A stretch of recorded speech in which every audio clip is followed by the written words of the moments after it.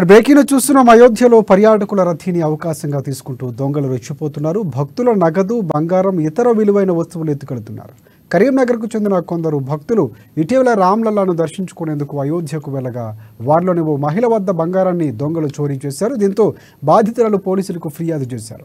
ఇప్పటి వరకు 60 మంది మహిళల మంగళసూత్రాలు చోరీకి గురైనట్లు అక్కడ పోలీసులు చెబుతున్నారు. రామ మందిర ప్రారంభోత్సవం తరువాత భద్రతా ఏర్పాట్లు కాస్తంత సడలించడంతో దొంగలు రెచ్చిపోతున్నారన్న విమర్శలు సైతం వినిపిస్తున్నాయి.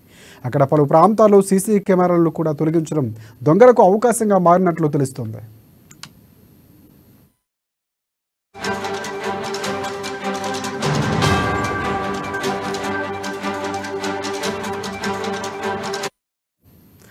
బ్రేకింగ్ చూస్తున్నాం. అయోధ్యలో పర్యాటకుల రద్దీని అవకాశంగా తీసుకుంటూ కొందరు దొంగలు రెచ్చిపోతున్నారు. భక్తుల నగదు, బంగారం, ఇతర విలువైన వస్తువులు ఎత్తుకెళ్తున్నారు.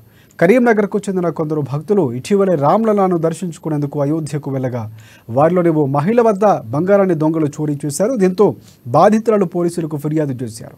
ఇప్పటి వరకు 60 మంది మహిళల మంగళసూత్రాలు చోరీకి గురైనట్లు అక్కడ పోలీసులు చెబుతున్నారు. రామమందిర ప్రారంభోత్సవం తర్వాత భద్రతా ఏర్పాట్లు కాస్తంత సడలించడంతో దొంగలు రెచ్చిపోతున్నారన్న విమర్శలు సైతం వినిపిస్తున్నాయి. అక్కడ పలు ప్రాంతాల్లో సీసీ కెమెరాలు కూడా తొలగించడం దొంగలకు అవకాశంగా మారినట్లు తెలుస్తోంది.